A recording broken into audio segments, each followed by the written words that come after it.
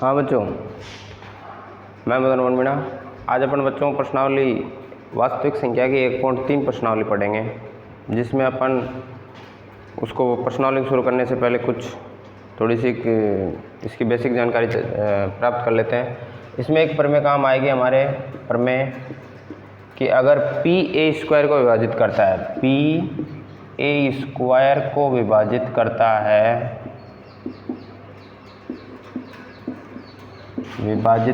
है तो ये जो P होगा वो A को भी विभाजित करेगा। एक तो अपने ये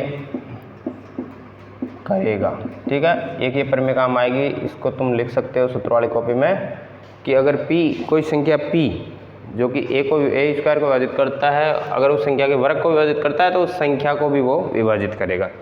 एक अपने काम आएगी सह अभाज्य संख्या। सह अभाज्य संख्या क्या होती है कि ऐसी संख्याएं जैसे 5 और 13, 2, 7, ठीक है, 5 और 17, ये संख्या क्या है? सह अभाज्य संख्या। सह अभाज्य संख्या मतलब दो संख्याओं का एक ऐसा समुच्चय या ऐसा एक ग्रुप जो कि अलग अलग मतलब अभाज्य हो। अभाज्य का मतलब जिसमें किसी एक और स्वयं के अलावा किसी तीसरी संख्या का भाग नहीं जाता हो, उसको कहते हैं अभाज्य संख्या। क्या कहते हैं? अभाज्य संख्या। अब ये एक साथ है तो इसको कह देंगे सह अभाज्य संख्या, ठीक है। ये दो चीज़ हमें अपने काम आएगी बार बार, और इसको अपन इस प्रश्नावली में पढ़ेंगे, ठीक है। हाँ तो बच्चों, अपने 1.3 का पहला सवाल है, सिद्ध कीजिए कि √5 एक अपरिमेय संख्या है। क्या ज्ञात करना है? हमें सिद्ध करना है कि √5 एक अपरिमेय संख्या है। तो अपन सबसे पहले इसको परिमेय सिद्ध करने के लिए क्या करेंगे कि माना, इसको उल्टा मानेंगे कि माना √5 एक परिमेय संख्या है। क्या है? परिमेय संख्या है। और परिमेय संख्या है तो जिससे हम a/b के रूप में लिख सकते हैं। a/b के रूप में लिख सकते हैं, ठीक है। तो अगर परिमेय संख्या है तो क्या करेंगे? अपन उल्टा मानेंगे। इसको अपरिमेय सिद्ध करना है, लेकिन हमें पहले ये मानना है कि इस तरह के सवालों को एक फिक्स तरीके से करते हैं, तो उसके अपन देखते हैं कैसे करेंगे। तो सबसे पहले इसको क्या ज्ञात करेंगे? मतलब परिमेय मानेंगे जिसे हम a/b के रूप में लिख सकते हैं, अर्थात a/b के रूप में लिख सकते हैं। अर्थात √5 को हमने क्या लिख दिया? a/b। यहाँ से अगर अपन वज्र गुणन करेंगे तो a बराबर आ गया b√5। क्या आ गया? b√5। क्या किया है? यहाँ पे वज्र गुणा किया है। क्या किया है? वज्र गुणा, ठीक है। वज्र गुणा करने पर वज्र गुणा कर दिया। उसके बाद में अब अपन करेंगे दोनों पक्षों का वर्ग करने पर। दोनों पक्षों का वर्ग करने पर तो वर्ग करने पर क्या हो गया हमारे पास? a² बराबर b² और √5 का b स्क्वायर। अब √5 का स्क्वायर a² बराबर 5b²। देखो √5 का स्क्वायर अपन ऐसे कर सकते हैं, √5 का जो स्क्वायर होगा वो आ जाएगा √25, और √25 क्या होता है हमारे पास? 5। तो कहने का मतलब √5 का स्क्वायर को हम सीधा 5 भी लिख सकते हैं। तो a² बराबर 5b² आ गया। इसको दे दो समीकरण 1, और अपन इस समीकरण 1 से देख सकते हैं कि जो a² है वो 5 से विभाजित हो रहा है। तो यहाँ लिख देंगे हम कि अतः समीकरण 1 से a² 5 से विभाजित होता है। अब अगर a² 5 से विभाजित होगा तो क्या होगा? a भी 5 से विभाजित होगा। क्या होगा? 5 से विभाजित होगा। मैंने अभी थोड़ी देर पहले बताया था प्रमेय में कि अगर p² a से विभाजित होता है तो p भी a से विभाजित होगा। अब हम लिख सकते हैं, अतः हम लिख सकते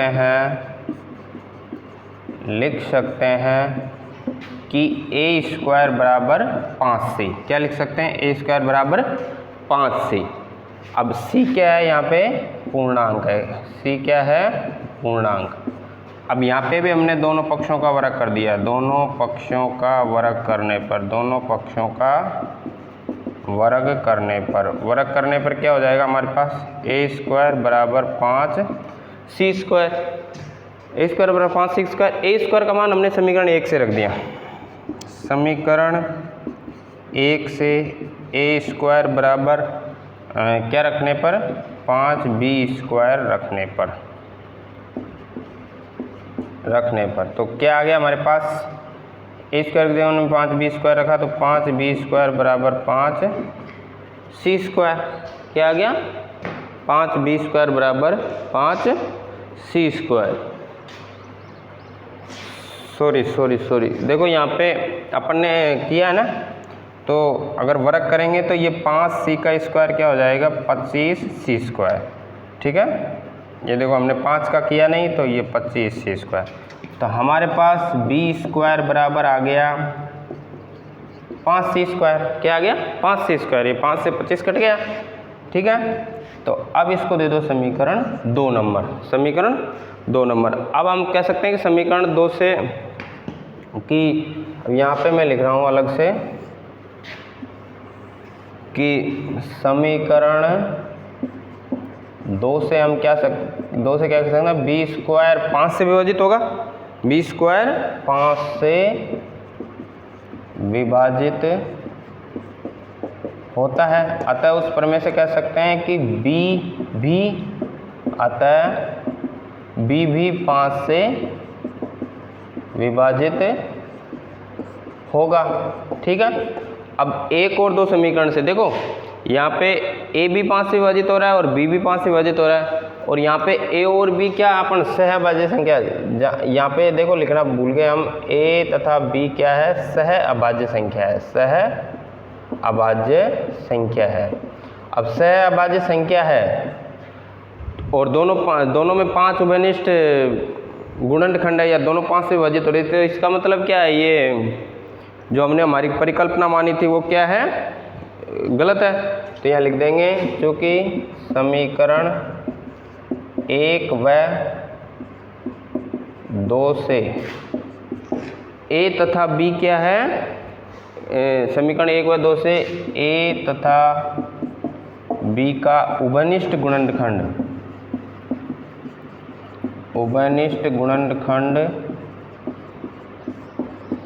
5 है। भाई 5 आ गया ना, इसका उभयनिष्ठ गुणनखंड 5 है, लेकिन ए तथा बी सहअभाज्य संख्या है। क्या है, सहअभाज्य संख्या। अब सहअभाज्य संख्या है तो उसका गुणनखंड कैसे हो सकता है, हमने पहले बताया था कि सहअभाज्य संख्याएं क्या होती है कि एक साथ अभाज्य संख्याओं का गुणनखंड होता है। अतः हमारी कल्पना, लेकिन ए भी अभाज्य संख्या है, अतः हमारी कल्पना, जो हमने कल्पना की थी कि a √5 एक परिमेय संख्या है, वो क्या हो जाएगी, हमारी कल्पना गलत है। अतः हम कह सकते हैं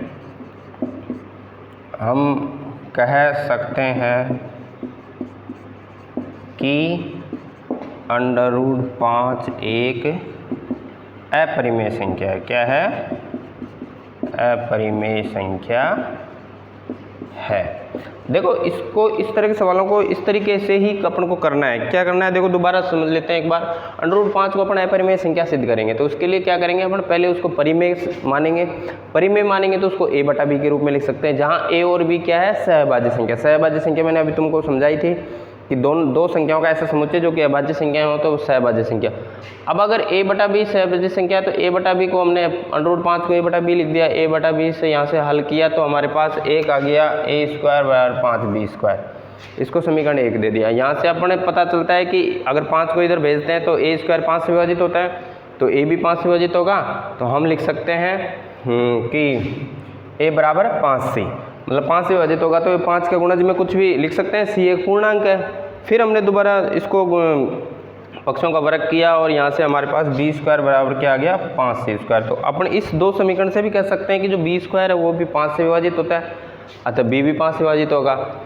अब अपन भाई a भी 5 से विभाजित हो रहा है, b भी 5 से विभाजित हो रहा है, जबकि a और b हमने क्या मानी है? सहअभाज्य संख्या, जो कि हमारी कल्पना क्या है? गलत है। अतः हम कह सकते हैं कि √5 एक अपरिमेय संख्या है। तो इस तरह के सारे सवालों को इसी तरीके से अपन को हल करना है और यही सबसे आसान इसका तरीका है। तो इसको उतार लो और एक बार इसका स्क्रीनशॉट भी ले सकते हो। ठीक है बच्चों, अब आगे देखिए। हाँ तो बच्चों, अगला सवाल है अपना दूसरा कि सिद्ध कीजिए कि 3 + 2 √5, 3 + 2 √5 को एक क्या है? परिमेय संख्या। इसको अपन को सिद्ध करना है। तो इसके लिए हल, तो हल में अपन क्या कर देंगे? सबसे पहले इसको 3 माना,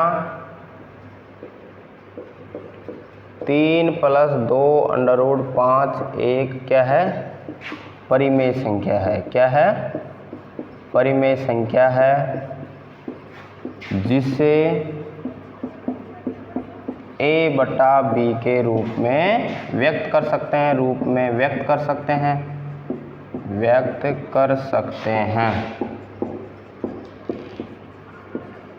a/b के रूप में व्यक्त कर सकते हैं, जहां a तथा b क्या है? सहअभाज्य संख्या है। क्या है? सहअभाज्य संख्या।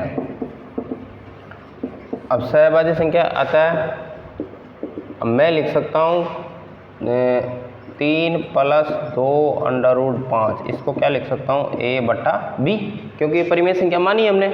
अब परिमेय संख्या मानी है तो यहाँ पे इसका पक्षांतरण कर दो। तो पक्षांतरण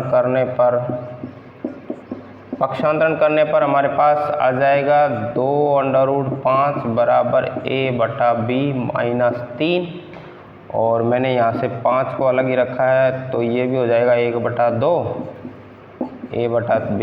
ये तो √5 बराबर हो जाएगा a/2b और -3/2, ये हो जाएगा। ठीक है, इसको समीकरण 1 दे दो।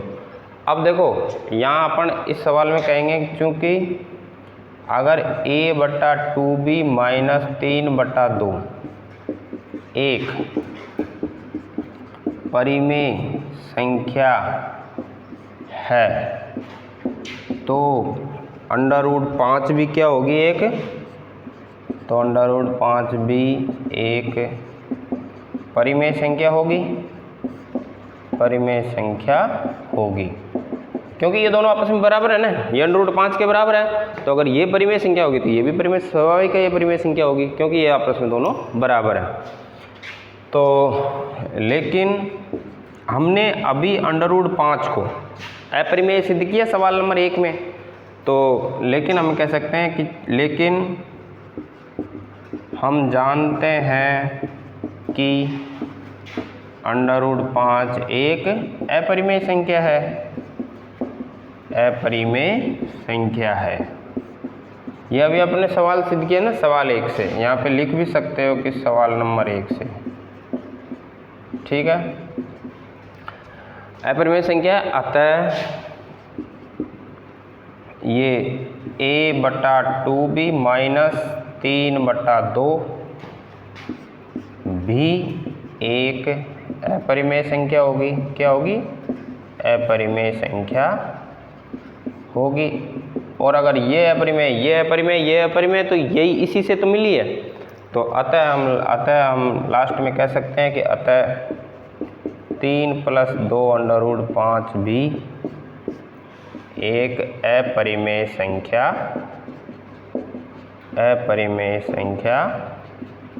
होगी। ठीक है, यही अपन को सिद्ध करना था। इति सिद्धम लिख दो लास्ट में, अतः इति सिद्धम, यही अपन को सिद्ध करना था। तो इस तरह के सवालों को अपन इस तरह करेंगे। ठीक है बच्चों। हाँ तो बच्चों, इस प्रश्नावली का एक तीसरा सवाल है। इसमें 3 सवाल दिए हुए हैं। सिद्ध कीजिए कि निम्न संख्याओं को अपरिमेय अपन को सिद्ध करना है। तो सेम जैसे अपन ने पहला सवाल किया था, सेम वैसा ही है। जैसे इसका पहला लें कि √1/2, 1/√2 को अपरिमेय सिद्ध करना है को, या एक अपरिमेय संख्या है, ये अपन को सिद्ध करना है।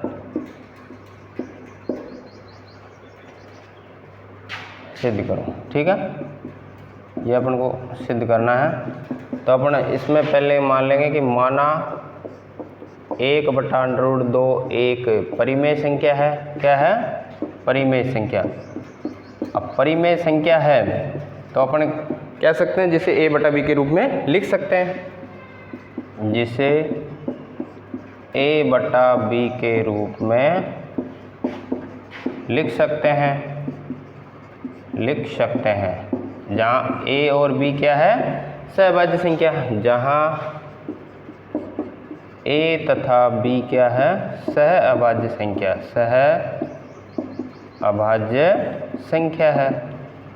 ठीक है, अब a/b के रूप में लिखो। चलो, जैसे 1/√2 को मैंने क्या लिख दिया? a/b। यहाँ पे कर दो वज्र गुणा। क्या कर दो? वज्र गुणा करने पर, तो वज्र गुणा करेंगे तो क्या आ जाएगा? b बराबर a/√2। तिरछा गुणा, वज्र गुणा कैसे होता है? तिरछा गुणा। b इससे गुणा हो जाएगा और ये √2 a से गुणा हो जाएगा। तो यहाँ पे आप दोनों पक्षों का वर्ग कर दो। दोनों पक्षों का वर्ग करने पर, दोनों पक्षों का वर्ग करने पर, तो दोनों पक्षों का वर्ग किया तो क्या आ जाएगा? b² बराबर a² और 2, क्योंकि √2 का जो वर्ग करेंगे वो क्या हो जाएगा? 2। अभी थोड़ी देर पहले समझाया था कि √4 आएगा, √4 मतलब 2 होता है। तो यहाँ आ जाएगा b² बराबर 2a²। इसको दे दो समीकरण 1। अब अपन समीकरण 1 से कह सकते हैं कि जो b² है वो 2 से विभाजित है। तो यहाँ लिख देंगे कि समीकरण 1 में b² 2 से विभाजित है, अतः b भी 2 से विभाजित होगा, अतः b 2 से विभाजित होगा। ठीक है, अब विभाजित होगा, अतः b को मैं क्या लिख सकता हूँ? 2c। 2 से विभाजित है, इसका मतलब 2 से लिख सकता हूँ, जहाँ c क्या है? एक पूर्णांक मान लिया हमने।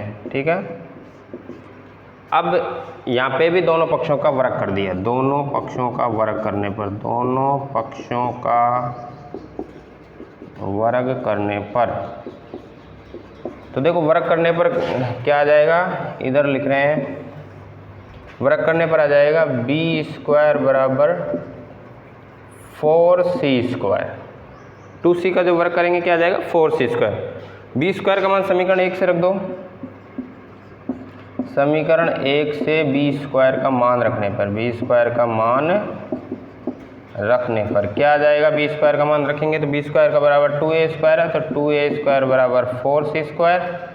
यहाँ से मैं a² बराबर करूँगा जो 4c² बटा 2 से 2 कट गया, वो सॉरी 2 से 2 बार कट गया, तो a² बराबर क्या आ गया? 2c²।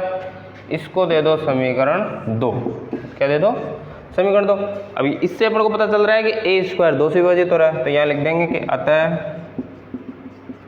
समीकरण 2 में a² 2 से विभाजित होता है। किससे विभाजित होता है? 2 से विभाजित होता है।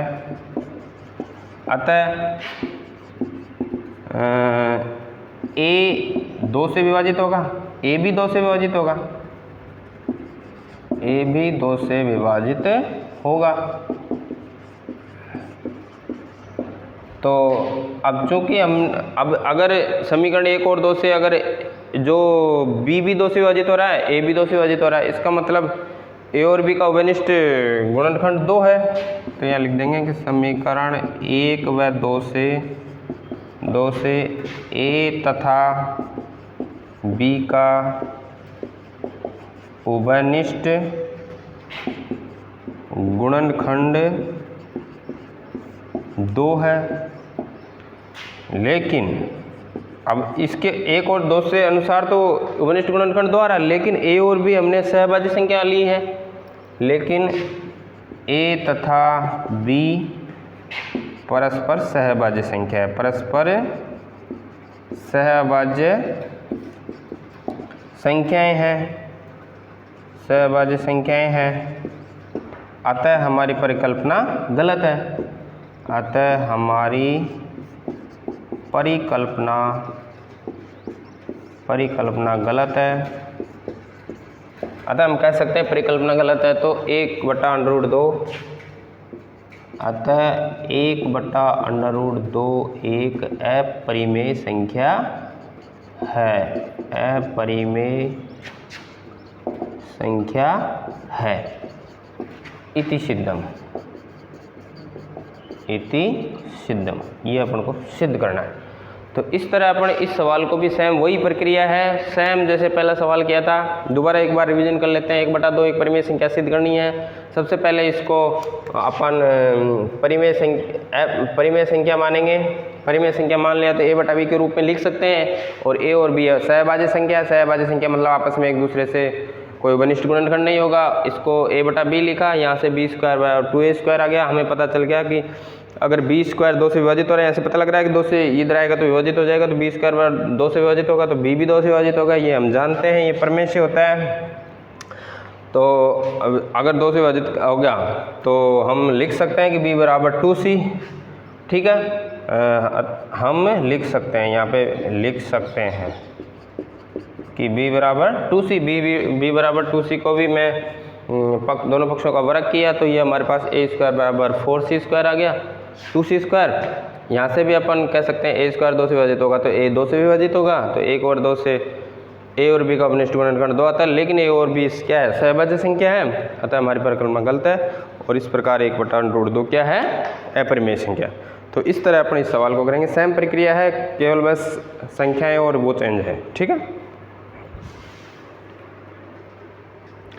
हाँ। इसी तरह आगे देखिए बच्चों, इस सवाल नंबर 3 का दूसरा सवाल अपन को वही 7√5 को क्या करना है, अपरिमेय सिद्ध करना है। तो हम सबसे पहले मान लेंगे हल कि माना 7√5 एक परिमेय संख्या है। क्या मान लेंगे, परिमेय संख्या है, परिमेय संख्या है, जिसे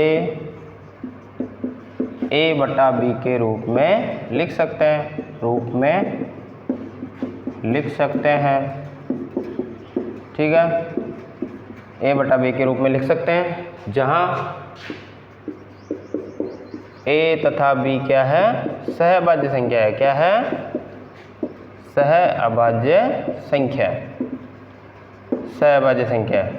अतः 7√5 को क्या लिख लिया मैंने, a/b। 7√5 को a/b लिख दिया मैंने। यहाँ पे कर दिया वज्र गुणा करने पर। वज्र गुणा करने पर हमारे पास आ गया कि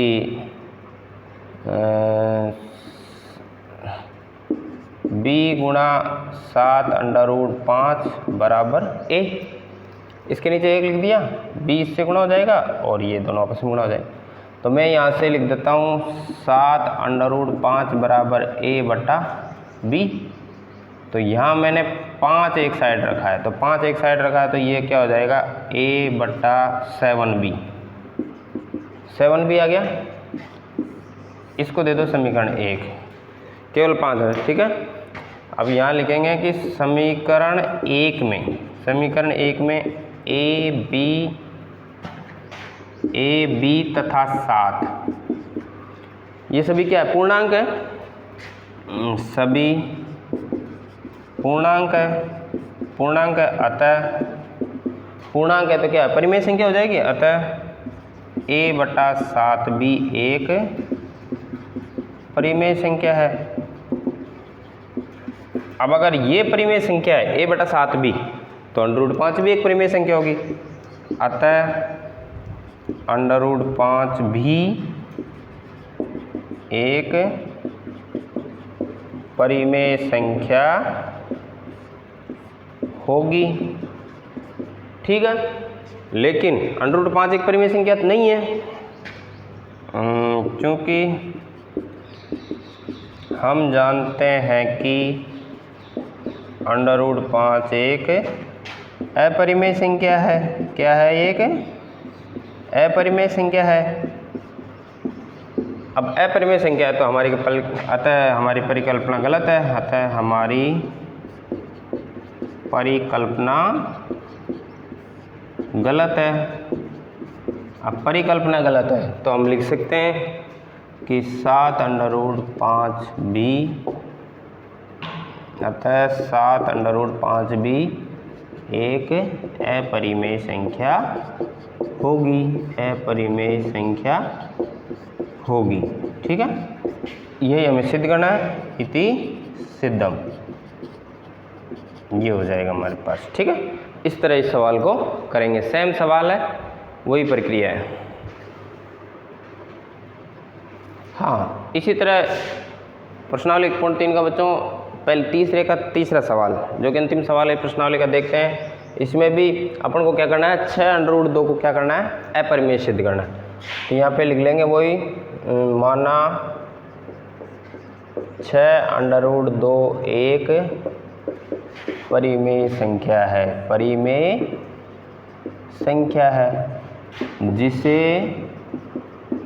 a/b के रूप में लिख सकते हैं। ठीक है, लिख सकते हैं, a/b के रूप में लिख सकते हैं, जहाँ a और b क्या है, जहाँ a तथा b क्या है, सह अभाज्य संख्या है। क्या है, सह अभाज्य संख्याएं हैं। ठीक है, अब सह अभाज्य संख्या, अतः हम यहाँ लिख देंगे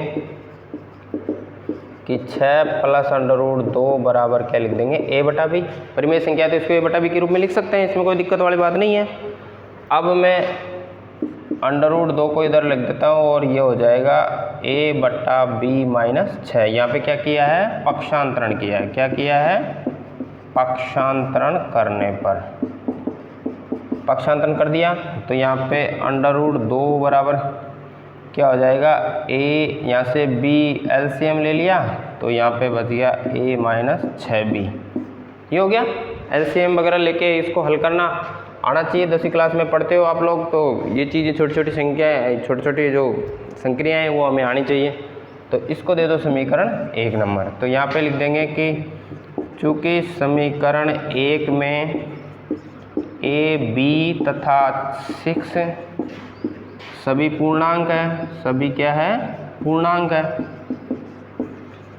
पूर्णांक है, अतः संख्या a - 6b/b एक क्या होगी, परिमेय संख्या होगी, क्योंकि परिमेय संख्या पूर्णांकों से मिलकर बनती है, तो परिमेय संख्या है। अब अगर ये परिमेय संख्या हो गई तो इसके बराबर भी परिमेय होने चाहिए, तब कि दोनों बराबर है तभी तो बीच में बराबर का चिन्ह आ रहा, तो ये परिमेय है तो ये भी परिमेय होगी। अतः √2 भी एक परिमेय संख्या है, परिमेय संख्या है। अब चूंकि अपन जानते हैं कि √2 एक परिमेय संख्या नहीं है तो यहाँ लिख देंगे क्योंकि हम जानते हैं कि √2 एक अपरिमेय संख्या है, अपरिमेय संख्या है। अतः हमारी परिकल्पना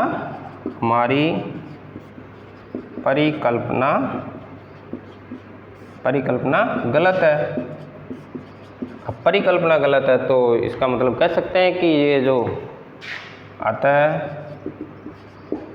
6 + √2 एक क्या होगी, अपरिमेय संख्या होगी, क्योंकि हमने जो परिकल्पना मानी थी ना शुरुआत में कि ये एक परिमेय संख्या होगी, वो हमारी गलत हो गई परिकल्पना। आता है ये एक अपरिमेय संख्या होगी।